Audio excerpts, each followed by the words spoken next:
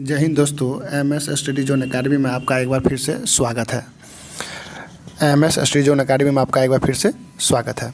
हम पुलिस संगठन एवं प्रशासन पढ़ रहे थे और यह इसका आखिरी वीडियो है जिसके अंतर्गत हम लोग बीपीआरएनडी पढ़ेंगे, एसपीजी पढ़ेंगे और एनआईए के विषय में पढ़ेंगे।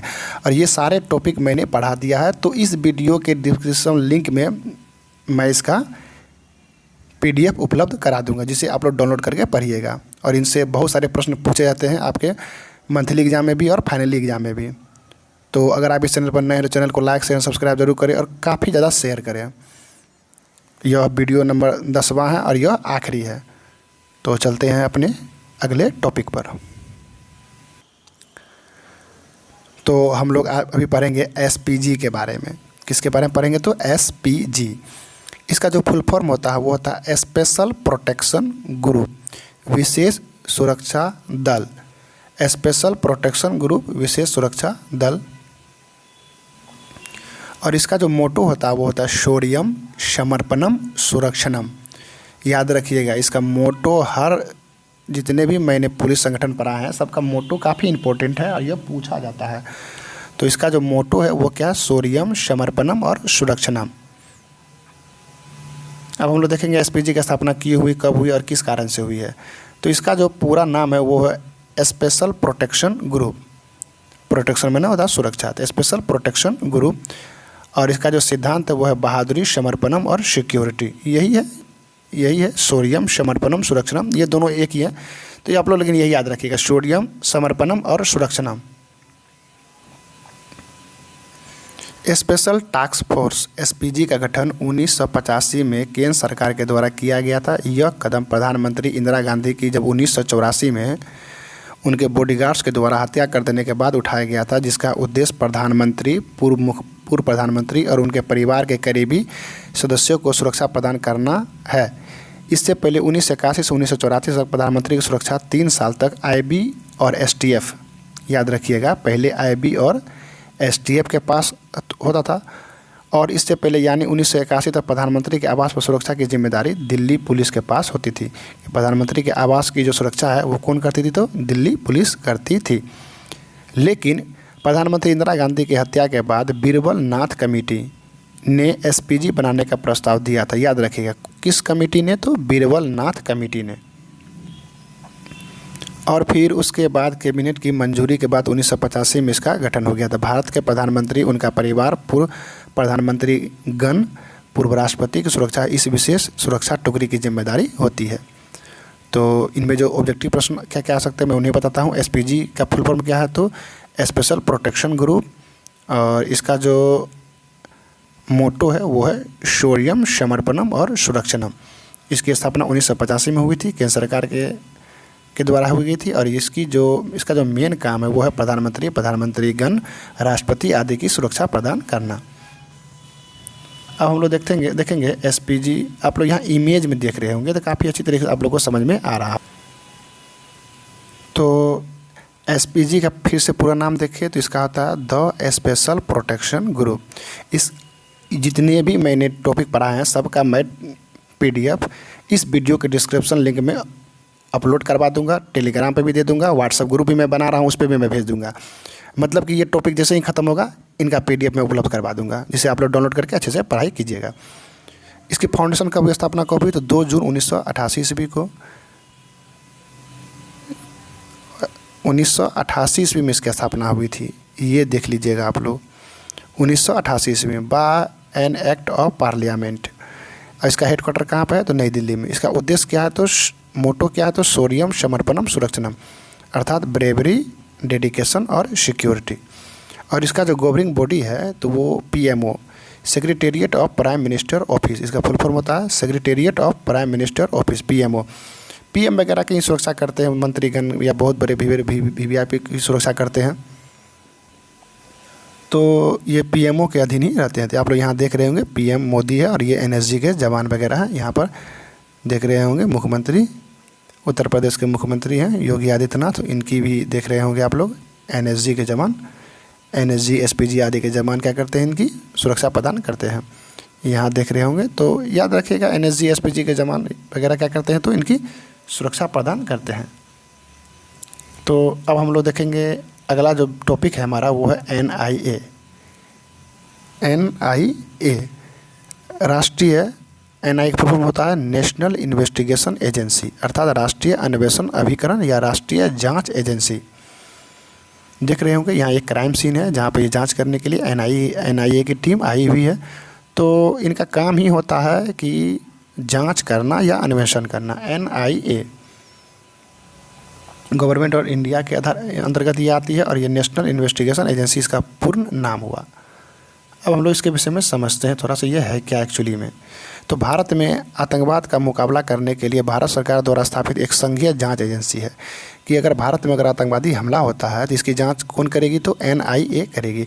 जैसा कि हम सब जानते हैं कि भारत देश में बहुत तरह की जांच एजेंसियां हैं, उन्हीं में शामिल एक एजेंसी का नाम है NIA। NIA का एक प्रमुख जो काम है वो है आतंकवाद विरोधी टास्क फोर्स है।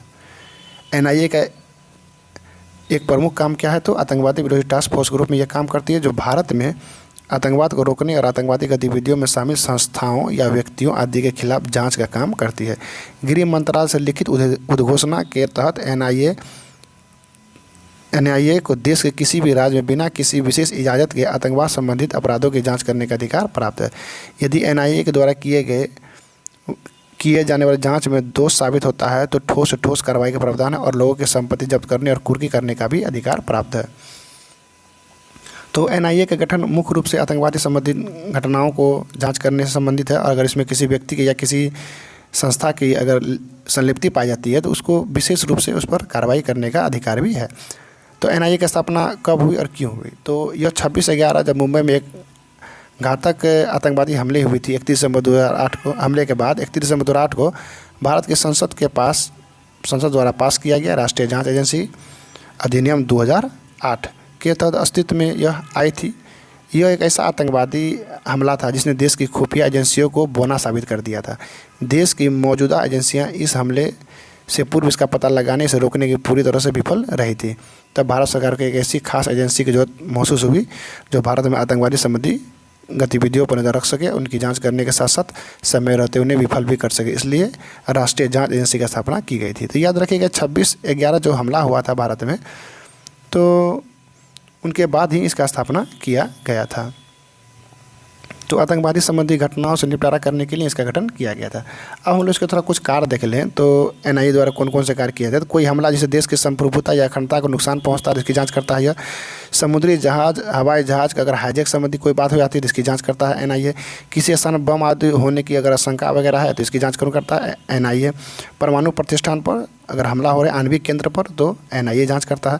उच्च गुणवत्ता वाली भारतीय मुद्रा की तस्करी से संबंधित मामले भी कौन जांच करता है, NIA। विदेशों में भारतीय हितों को निशाना बनाने वाले या हमला करने वाले पर जांच कौन करता है, NIA। मानव तस्करी से अगर जुड़ा हुआ है तो भी जांच कौन करता है, NIA। नकली नोटों के प्रचलन की जांच करता है। अवैध हथियारों का निर्माण और उनकी बिक्री संबंधी जांच करता है। और साइबर क्राइम से जुड़े मामलों की जांच कौन करता है, तो NIA करता है। तो याद रखिएगा NIA का फुल फॉर्म क्या होता है, तो नेशनल इन्वेस्टिगेशन एजेंसी होती है जो अन्वेषण करती है, जाँच करती है। तो इनका मुख्य काम क्या है कि बहुत सारे जो गंभीर प्रकार के मामले होते हैं इनकी जांच कौन करती है, तो NIA करती है। खासकर ये आतंकवादी संबंधी जो मामले होते हैं इनकी जांच NIA के द्वारा की जाती है। अब यहाँ से थोड़ा शॉर्ट टर्म में देख लिया जाए तो NIA राष्ट्रीय अन्वेषण एजेंसी, नेशनल इन्वेस्टिगेशन एजेंसी, इसकी स्थापना 2009 में हुई थी बाय एन एक्ट ऑफ 31/12/2008 के अधिनियम के तहत ये हुआ था। इसका हेडक्वार्टर कहाँ अवस्थित है, तो नई दिल्ली में अवस्थित है। और इसका जो जुरिडिक्शन क्षेत्र है वो कहाँ पे है, तो इसका जो क्षेत्राधिकार है ऑल ओवर इंडिया में, ये कहीं भी जाके जांच कर सकती है।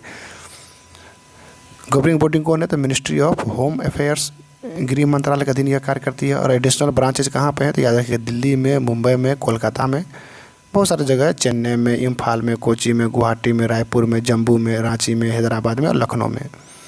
तो मेनली यही सब बातें याद रखनी है कि इसका पूर्ण नाम क्या है, इसकी स्थापना कब हुआ, इसका मुख्यालय कहाँ है, इसका मोटो क्या है, तो यही सब चीज़ आपको याद रखनी है। और इस टॉपिक का सबसे आखिरी जो टॉपिक है और यह बहुत इम्पोर्टेंट है, इसका डिस्क्रिप्टिव का प्रश्न आपके एग्ज़ाम में आना ही आना है। तो अगर आप लोग MSS रीजन अकेडमी पर नए हैं तो चैनल को लाइक, शेयर एंड सब्सक्राइब जरूर कर लें। और आज हम लोग पढ़ेंगे BPRND। इसका फुल फॉर्म से ही आपको पता चल जाएगा इसका क्या काम है। तो bureau of police research and development, मतलब पुलिस अनुसंधान एवं विकास ब्यूरो। तो पुलिस किस प्रकार से अनुसंधान में विकास करेगी उनके बारे में यह बताया गया है। तो BPRND ये बहुत इंपॉर्टेंट है, ये एग्ज़ाम में आएगा ही आएगा आप लोग के फाइनल एग्जाम में। BPRND की स्थापना 28 अगस्त 1970 ईस्वी को की गई थी। पुलिस समस्याओं को त्वरित और व्यवस्थित अध्ययन को बढ़ावा देने के लिए पुलिस द्वारा उपयोग की जाने वाली विधियों और तकनीकों में विज्ञान और प्रौद्योगिकी को लागू करने के लिए किया गया था। बहुत सारे केस ऐसे होते हैं जिनमें विज्ञान और प्रौद्योगिकी की आवश्यकता होती है, तो उनको त्वरित गति देने के लिए ही इसकी स्थापना हुई थी BPRND। और यह भी देख रहे हैं BPRND का लोगो है bureau of police research and development. तो BPRND के विषय में आप लोग इनको देख लीजिए और यही लिखिएगा आप लोग एग्जाम में, कहीं कोई दिक्कत नहीं है आप लोग को। BPRND का पूरा नाम क्या है? Bureau of police research development, याद रखिएगा। यहाँ देख लीजिए आप लोग क्या है, bureau of police research and development. यहाँ एंड छुटा हुआ है तो आप लोग याद रखिएगा ये एंड है। Bureau of police research and development, police अनुसंधान और विकास ब्यूरो। इसकी स्थापना 28 अगस्त 1970 ईस्वी को हुई थी। इसका मुख्यालय कहाँ पे है? तो नई दिल्ली में है। यह कार्य क्या करती है तो इसको समझ जाइए आप लोग। यह संगठन मुख्य रूप से पुलिस कार्यों में वैधानिक तकनीकी के यह संगठन मुख्य रूप से पुलिस कार्यों को वैज्ञानिक तकनीकी के उपयोग के लिए शोध करता है तथा सलाह देता है कि जिससे कि राज्य पुलिस संगठन को लाभान्वित किया जा सके। मतलब एक प्रकार से इसको मतलब अपडेट करने का प्रयास किया जाता है। इसकी अन्य शाखा अनुसंधान, सांख्यिकी और प्रकाशन विभाग भी है BPRND की। यह अपराध के कारणों, उसके निरोध के उपाय, अनुसंधान के प्रणालियों में सुधार आदि के विषयों के अध्ययन एवं विश्लेषण करता है।